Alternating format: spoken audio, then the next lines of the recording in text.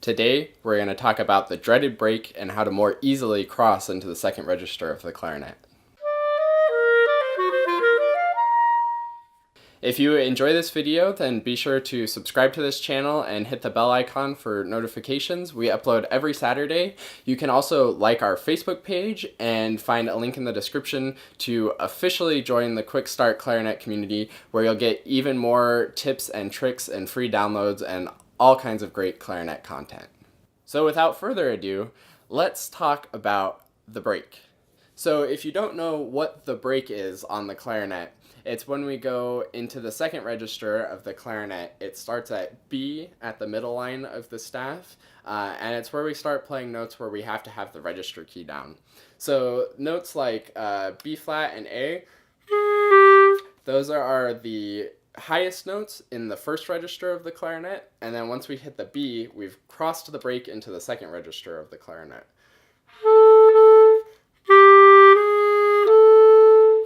So that second register is called the clarion register, and the lower register is called the chalumeau, with that G to B flat area also being called the throat tones. So those are the official names for those registers.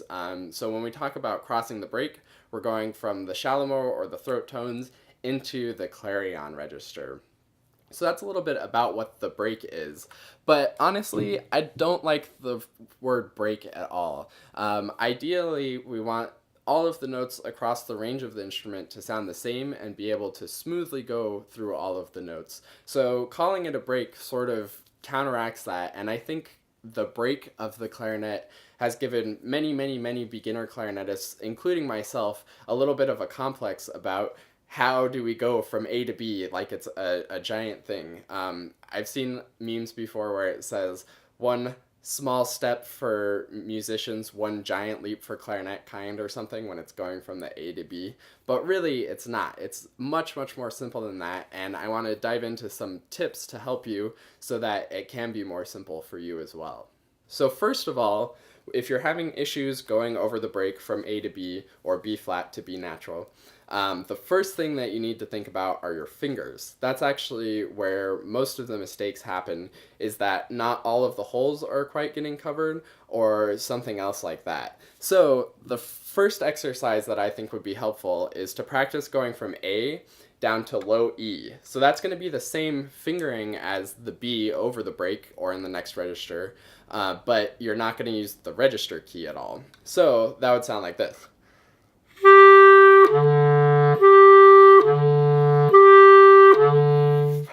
So if you're having issues doing that smoothly, then it probably means that one of your fingers aren't quite landing over the holes, so you're getting a little bit of a leak, and if you can't get the A down to the E, then you'll never have a chance of getting the A up to the B, and it's probably a finger issue. The next common issue with crossing the break is a lack of air support. So when you look at the clarinet, when we put our fingers down, what's happening is we're making the tube of the clarinet longer. So if you look at the A, the air is coming out of this hole, so the tube's only about that long. When you look at the B, even though the octave key is opening and there is a little bit of air coming out of that, that doesn't really count, and we're actually playing the whole tube of the clarinet. So going from A to B, you're going from this much tube to the whole tube of the instrument. So that causes a challenge as far as the air support goes, because you have to go from vibrating this much to vibrating the whole instrument. Now, the secret to this is actually when you're on the A and just using this much, you should be blowing air like you're vibrating the whole instrument. So for this tip, it is to blow on the A with enough support as if you were going to play the B. A good way to practice doing this is starting on the B, if you can get that note to come out comfortably, and then going down to the A, but not changing your air at all. So it might sound like this.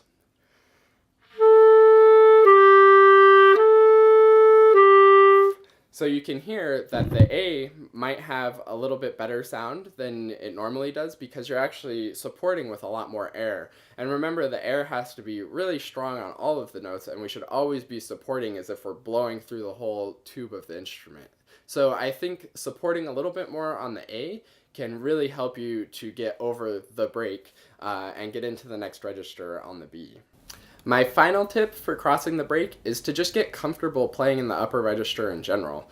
If it's really uncomfortable to play a B or anything above a B, then it probably means that there may be something wrong with your embouchure or your reed or your air, or other things like that that are causing difficulties for you, because really you should be able to play the B comfortably, because it's much harder to go from A to B than to just play a B. So if you're having difficulties playing a B or playing notes above a B, then I really think that you should work on that first before you work on crossing over to those notes. So a good way to practice this is maybe honestly just starting on the B and maybe playing some notes above that too.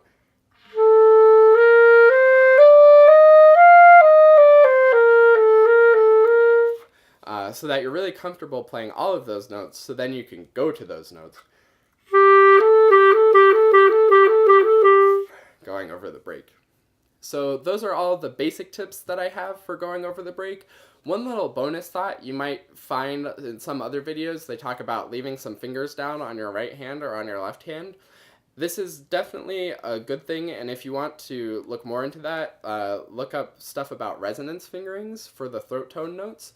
This is a little bit more advanced though, and I don't really want you to worry about leaving fingers down for now, because I think it is really valuable to be able to coordinate your fingers and hit the holes, and it's really useful to have to do that when you're going over the break, or else you'll have issues if you're not hitting all the holes. So even though it is definitely possible to leave fingers down, and I personally leave fingers down when I'm doing it because I'm using resonance fingerings on my throat tones, it's also really good practice to practice hitting those holes and making sure that you can comfortably seal all the holes with your fingers up. So for beginners, don't worry about resonance fingerings at all. If you're a little bit more advanced, then maybe you could start looking at that.